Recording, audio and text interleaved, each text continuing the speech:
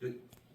All right. Well, good morning, everybody. I'm sure everybody's all well rested up and everything. This is the second day, right, on shift? All right. Well, today we're going to go over personal protective equipment, otherwise known as PPE. If you have a phone call or anything, just go ahead and step out, take it, do whatever you have to. Y'all know where the bathroom's at if you need to go. If y'all do have a call, just, obviously go ahead and we'll just have a stopping point. And then when y'all get back, we'll continue on. But go ahead. All right, firefighter PPE. Now we are governed standards that we follow in PPE. NFPA 1971 is the one that goes over your gear, like your turnout gear, your hood, helmet, and all of that. The 1981 talks about the SCBA, the self-contained breathing apparatus. The 1982 talks about the passism, which is what we got. Now we're gonna go through over all of this. Just going ahead and showing you right now, so I won't have to go over it again. But basically, every piece of your gear should have the NFPA 1971 or one of those standards on there. And I'll show you as we're going over it and all that. And all right, purpose and importance of PPE. Now, why do you think we need PPE, Bryson? To be protected from what? Like fires. Yeah, fire. Your fire, gas, heat, any elements, right? So these PPE or personal protective equipment have fire ratings and all that. Again, NFPA 1971 goes over all that, how much it should withstand and all that, and it has to meet that requirement.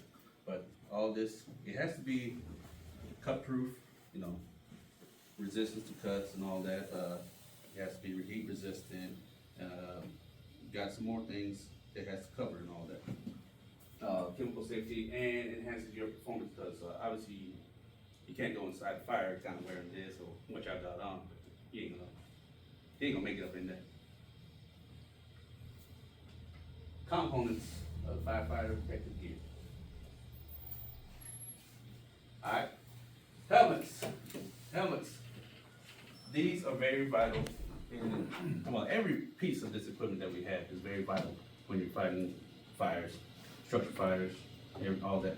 Now, your outer shell is supposed to be heat resistant and it helps you like debris and all that, and covers your head in case there's fallen objects or anything. Now the helmet, there are different types of helmets. Obviously we got the Lion over here, we have the Lion brands, and there's many other brands out there.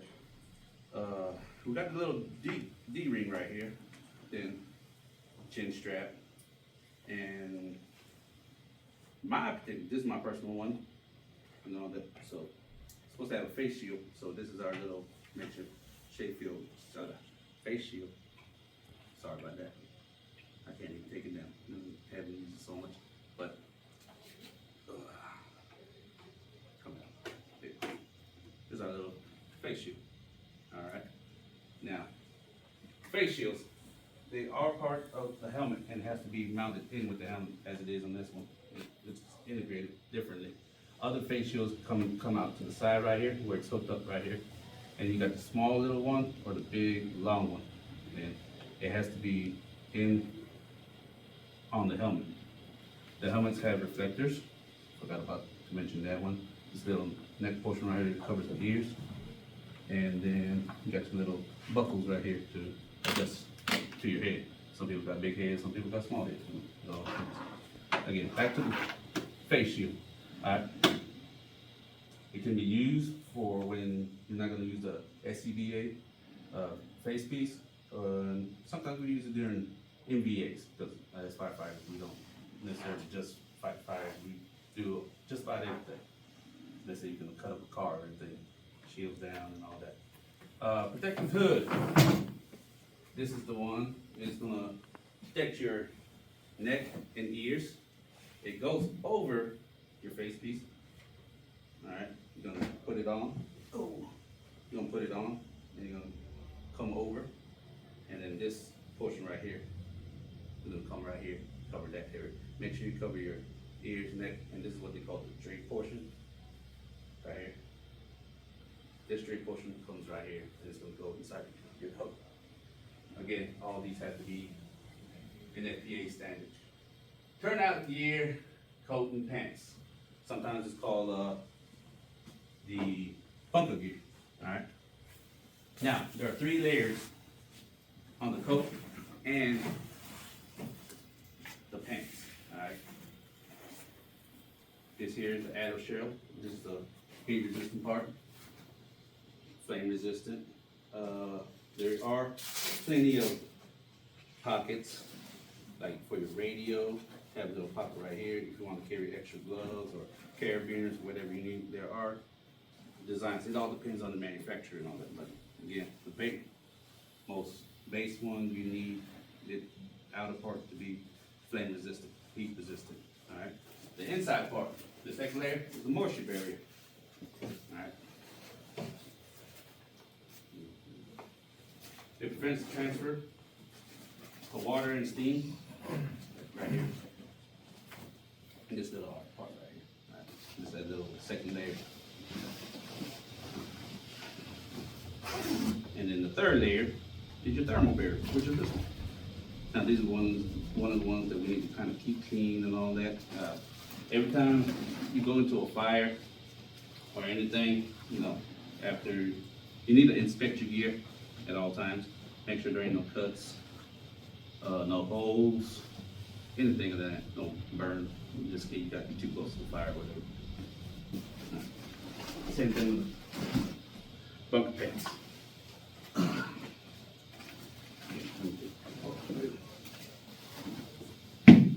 Right here, same thing. You got your outer shell. Difference between the coat and pants, obviously, you got the little knee pads right here, integrated knee pads and all that. We got the reflectors, like we do on both of them. All right, big old cargo pants. Again, if you want to carry more stuff, flashlight or anything, gloves, what have you. Majority of people have these suspenders that help kind of fit snug and all that. And then you got your zipper, and then more stuff to keep you the clips. All right. Again, same thing. Here's the little thermal barrier right here, and then the moisture barrier right there. Again, that's protects from steam and all that. Most manufacturers, they will come in and size you up. When was the last time we had it done? Over here at this department, it was about last fall. There was several of our firefighters had to get fitted for it. It has to fit you personally. All right. Gloves. Same thing. These have to be cut resistant for the most part. Now, when you put in work inside of a fire, you know, wear and tear is going to happen. And then when you're wearing gloves, there's not much dexterity. You know how, right, you can do this. But when you put on the gloves, there's not much you can do. But there are some. You're just going to have to work with it, practice with it, till you're able to be good with it. You know what I'm saying? It's going to be hard to grip things and all that.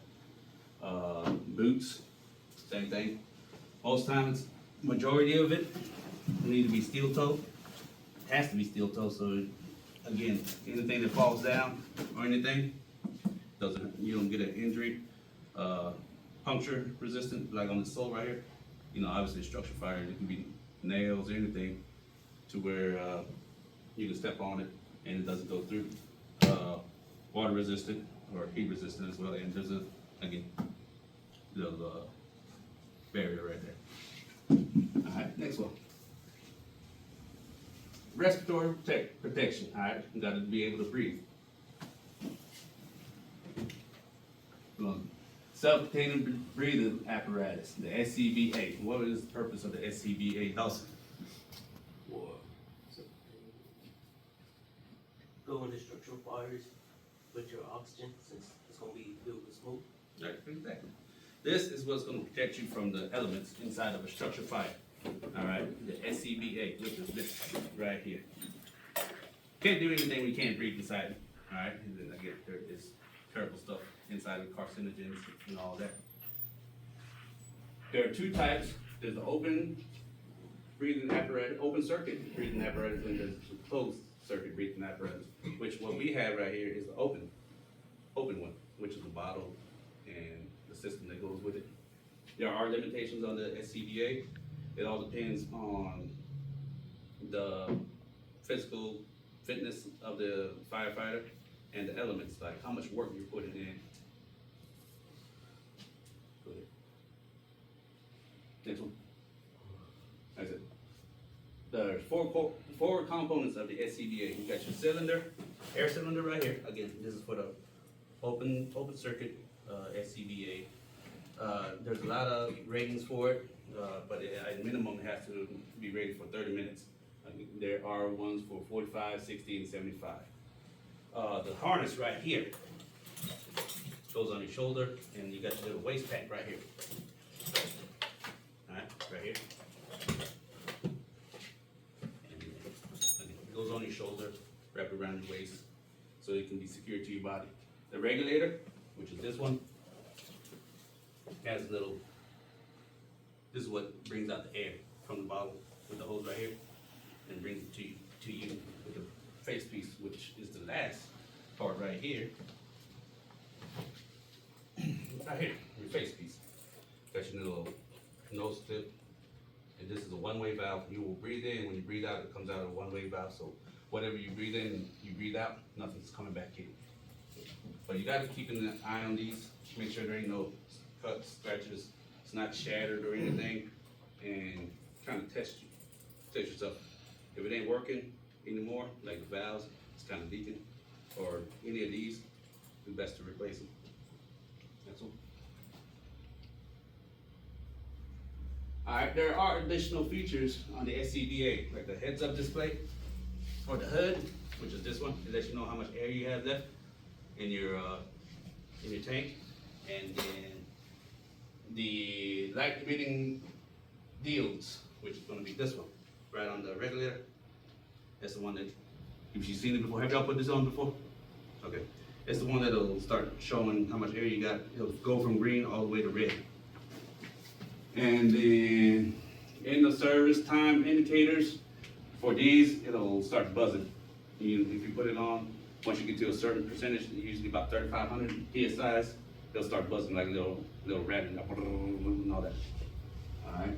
Then you got your emergency breathing safety system. It's off to the side right here. That you can do what they call buddy breathing. That's right here. Real quick connects and all that. Same thing with the RIC UAC, Rapid Intervention Crew Universal Air Connection. That's for if there is a down firefighter. Now this is a required thing on that SCBA gear, that it has to be on there. So for a down firefighter, RIC crew can come in and attach to you and fill up your air bottle. Good. Again, maintenance and safety checks. Above all things, you have to be able to identify what's wrong with your gear, take care of it after every calls, house fire, structure fire, NVAs. Just check your gear, make sure there ain't no holes or anything on it, because if there is, it's not going to be good for you. It'll be very detrimental to your performance. And yeah, inspecting seals as well, like I was talking about on the mask and all that. Make sure there ain't no cracks or anything. And air quality checks, that's for when you're on scene and all that. Go ahead. All right, specialized protective equipment. The PAS, the Personal Alert Safety System. Now there is the integrated and non-integrated PAS system. This one is the integrated one.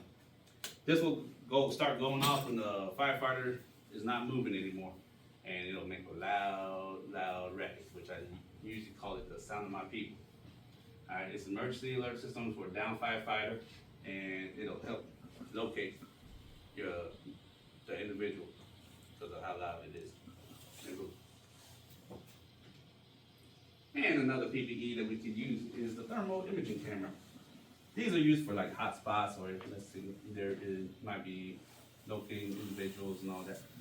turn this thing on. You'll see it in the little camera right here. It'll be kind of dark grayish, but when you have a heat signature, it'll have little color, different colors and all that. But this is another vital, I think is a very vital PPE as far as finding out your way around or finding hot spots and all that. All right, conclusion. Importance of firefighter PPE. PPE, we need it, especially going to a structure fire. We definitely need to take care of our gear and be able to be ready at all times, because at a moment's notice we might be needed. The components, went over the components of the PPE from the coat, the pants, boots, everything has a place to keep you protected at all times. And regulations, standards, like I said in the beginning, we went over the NFPA standards on all these stuff. Each one has a standard for what they're gonna do, or what it's supposed to be following, and what is required in the fire service. Is there any questions? No questions at all? Alright, again, this was your period of instruction on PPE. Thank y'all for your time, and if there's not any questions, I will end it right here. Thank y'all very much.